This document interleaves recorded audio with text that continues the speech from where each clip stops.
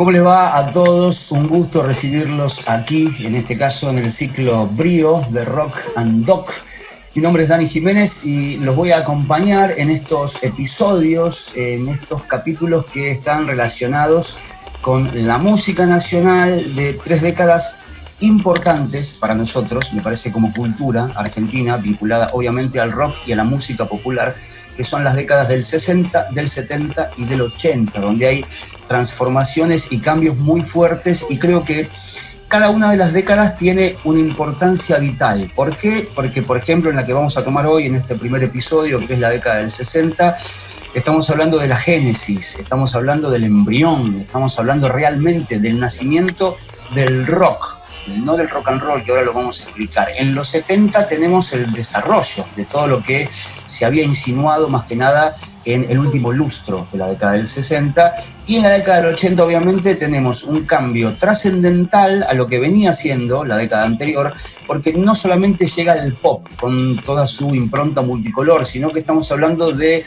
un país que comienza a recepcionar la música argentina, siempre obviamente centrada en el rock, de una forma distinta. ¿Por qué? Por la apertura democrática y por algunas cosas que te vamos a contar ya cuando lleguemos a ese capítulo de la década del 80.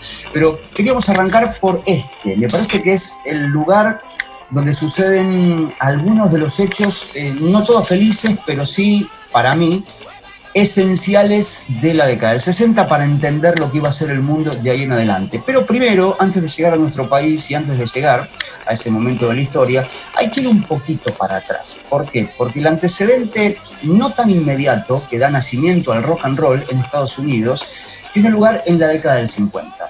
¿Cuál es la diferencia entre el rock and roll primigenio de la década del 50 y el rock de la década del 60? Estamos hablando de primero el año 54, 55, que es el momento del boom del rock and roll, de juventudes que se encuentran en un estado de bienestar en los Estados Unidos, que había sido producto de lo bien, entre comillas, que le fue económicamente a Estados Unidos durante la guerra. Primero porque tuvo la chance de vender muchísimas armas para la guerra, a la cual después iba a entrar a partir de 1941, después de lo que fue el ataque a Pearl Harbor.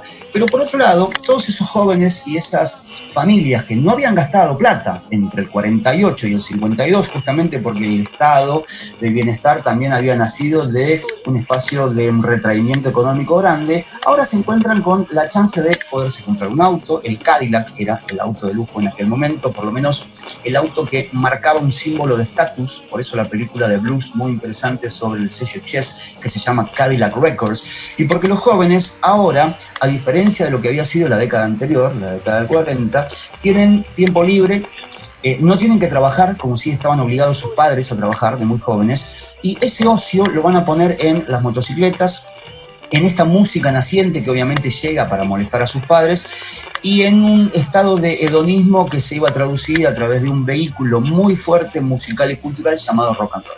Y de ahí tenemos, bueno, los primeros héroes, los primeros pioneros, Chuck Berry, Little Richard, lo que iba a ser la impronta de Carl Perkins, Elvis Presley, Jim Vincent, Jerry Lee Lewis, todos los héroes, los primeros, pero del rock and roll. Era una música que tenía una mano blanca, una mano negra, que tomaba del swing, tomaba del jazz y tomaba también de las experiencias melódicas europeas. El rock and roll va a tener una vida bastante finita, si bien como género es lo que nos ha traído hasta el día de hoy, hasta el pop que escuchamos, le debe en parte algo al rock and roll, pero los primeros héroes del rock and roll van a estar casi extinguiéndose como los dinosaurios entre 1957 y 1960. ¿Por qué? Algunos caen presos, como Chuck Berry, algunos se van a hacer el servicio militar, 2 años, como Elvis Presley, algunos se casaban con las primas, y no estoy hablando de Jeremías Springfield, me refiero a Jerry Lee Lewis, en un caso de escándalo internacional. Algunos se entregan a la bebida, como Jim Vincent, y algunos pierden la vida, inclusive como Eddie Cochran.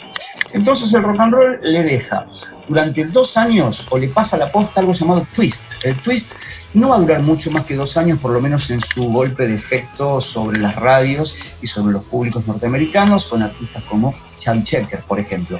Después se mete el soul, ya nace el sello Motown de 1959-1960, y ese rock and roll primigenio, el de Elvis, el clásico, el de nuestros abuelos, tal vez, va a sufrir una mutación. Pero la mutación no se va a dar tanto en Estados Unidos. sino que se va a dar en Inglaterra. ¿Por qué? Por la llegada del rock en la década del 60. ¿Cuál es la diferencia entre el rock y el rock and roll? El rock tenía representantes que habían tomado de esa vieja música de blues, eran todos ingleses, blanquitos, muy jóvenes y muy amantes de Muddy Waters, de Howlin' Wolf, de Soundhouse, de Willie Dixon, pero lo van a traducir en un lenguaje acorde a la primera mitad de los 60. Ya no estamos hablando de las chaquetillas de cuero clásicas de los primeros Beatles, por ejemplo, o lo que podía llegar a ser, no sé, James Dean en sus películas. Estamos hablando ya de un momento donde esos jóvenes, un poco más atildados, ¿quién no recuerda la imagen de los Animals vestidos de traje, o de los Rolling Stones vestidos de traje? Pero le suman una ferocidad y una amplitud musical que el rock and roll no tenía, quizás era un poco más cerrado o más aplicado al blues. Entonces tenemos la aparición de bandas que van a cambiar directamente el destino de la música pop, aunque suene extraño. Animals, Kings, The Who, que es una de las bandas imprescindibles para entender la primera creatividad del rock, obviamente los Stones en el medio, Dave Clark Five, todo esto en Inglaterra, pero tomaban la música que traían algunos marineros norteamericanos y lo que se escuchaba en las noches de Radio Luxemburgo, y esto lo había dicho varias veces John Lennon, como la influencia musical venía de los discos que traían los marinos y por otro lado de la música que se escuchaba de noche a través de este lugar fundamental, que algún día quizás le dediquemos un capítulo que fue Radio Luxemburgo. Entonces tenemos una primera mitad de los 60 con este albor del rock, que chicos más jóvenes que sus influencias grandes llevaban un público blanco y afroamericano, pero mucho más joven.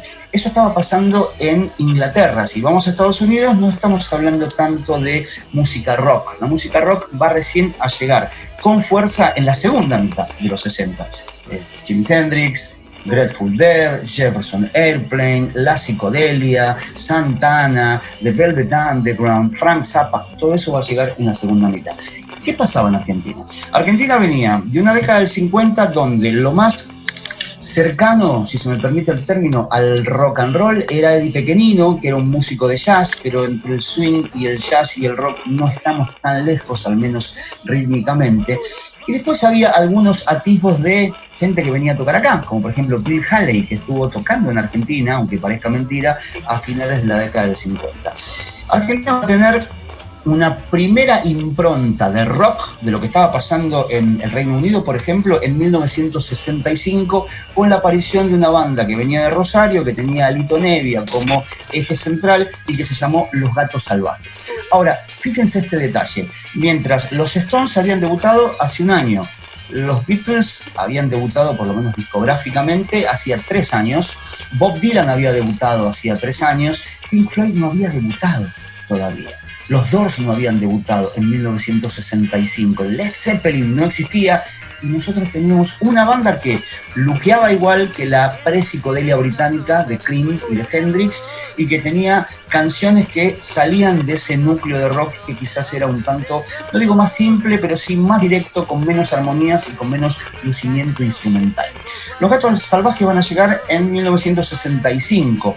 Son la primera banda nacional importante y casi pionera de la historia que va a ser algo así como la ventana para artistas que entre el 66 y el 70 iban a definir, por lo menos para mí, lo que es la identidad del primer rock en nuestro país.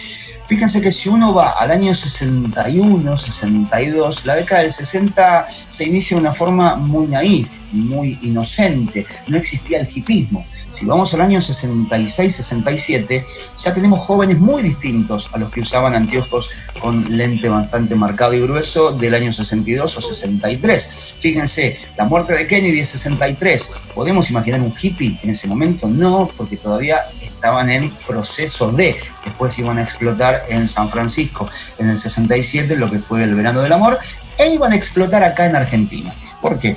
Se van a la costa algunos músicos, a Villa Gesell, más que nada, entre el 65 y el 66, Pajarito Saguri, Morris, que estaba ahí, que tiene su primer proyecto llamado Beatniks, que venía obviamente en referencia a la generación beat de los poetas como Ginsberg o como Kerouac. Pero en 1966 se va a editar el primer simple, previo a la balsa que tenía cara A y cara B de Beatniks, que eso se entiende de alguna forma como el primer atisbo de rock nacional. Año 1966, no había debutado Deep Purple todavía, para que tengan una idea. Esos simples, los primeros, el primero en realidad va a tener dos canciones. De un lado una llamada Rebelde y del otro lado una llamada No finjas más. En realidad se toma el nacimiento del rock argentino al año siguiente, en 1967, cuando Los Gatos van a editar La Balsa, que es lo que se festejó, celebró hace unos 3 años atrás como los 50 años, el 50 aniversario del inicio de nuestro rock. ¿Nuestro rock a dónde miraba? Antes de desarrollar un poco más lo que fue el lustro 1965-1970.